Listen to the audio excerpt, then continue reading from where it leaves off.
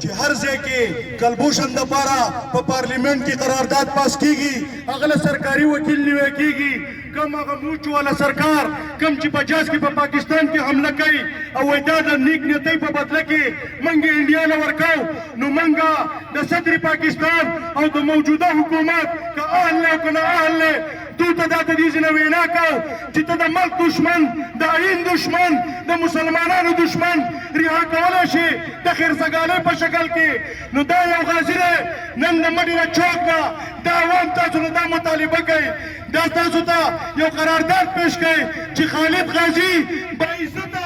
سره د تمغو رها کوي تاسو ټولو ته منظوره ده تاسو ټولو ته منظوره ده او که چېرې دا ونه شو نو انشاءالله د مسلمان بچی